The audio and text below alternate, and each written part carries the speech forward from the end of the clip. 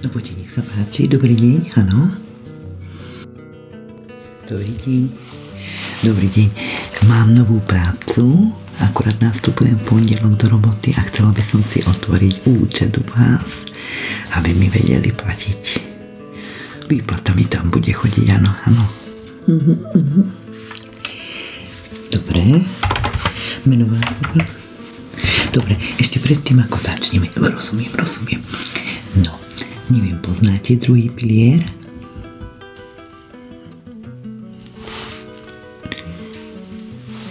Občiansky preukaz. Ešte zatiaľ neviem, ani to neviem, že koľko budem zarábať, lebo druhý pilier, sporíte si a potom, alebo tretí, piatý, až pilier, piatý, môžeme založiť. I hneď, iba 2 minútky vás to bude stáť. Zatiaľ by som ostala pri tom účte, no.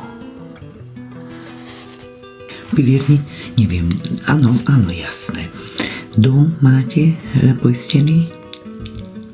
Dom, alebo v byte. Poistenie domu, bytu, nehnuteľnosti, nejakú poistku, dôchodkové poistenie. Môžeme začať? Dôchodkové sporenie založíme.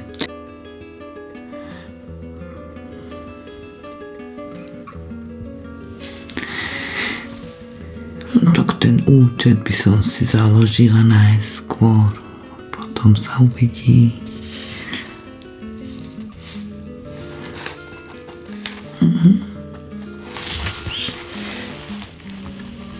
Fero, čo sa? To je môj manžel, ináč. Pán Fero, áno, neviem, manžel má nejaké dôchodkové poistenie, máte? Sporenie, piliere, založiť nehnuteľnosť do banky, niečo podobné. Zabezpečiť sa treba. Nemáte už toho veľa, ale za 10 rokov si viete našetriť nádherné peniažky do dôchodku. Pani, rozumiem, áno. Ale ešte predtým, ako vám založím účet, vám chcem vysvetliť, že s týmto dôchodkovým sporením si viete našetriť strašne veľa peňazí. Strašne vám, Fero. No. Mám 50, takže o 10 rokov. 10 krát 12, 120 krát 20. Ako pani? Občiansky preukaz nepotrebujete? Veľmi veľa. No, to ste si zle vyrátala. Takže ja si už aj píšem, takže ideme poisťovať. Počkajte, najskôr ja. Ideme poistiť dom, nehnuteľnosť. Dáme si tam 13% úrok. Na poistenie nie úrok, ale ešte predtým.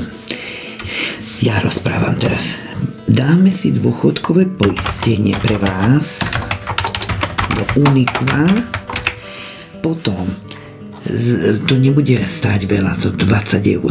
20 eur, jedna vec, druhá vec, 40 eur si idete šetriť, sporiť na sporenie, ktoré si viete po 11 rokov vybrať polovičku, ak vám to uzná banka, ak nie, tak ideme ďalej. A čo ešte? Psa máte? Psa, mačku poistiť, deti, vnúčence treba doniesť, treba všetkých a poistíme, otvoríme piliere a ideme ďalej. To potom, no a čo ste ešte žiadali? Účet som si chcela otvoriť u vás. Účet normálne klasický.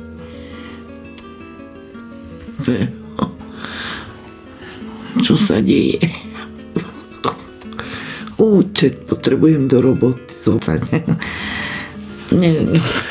Fero, ja musím ísť variť. Čo?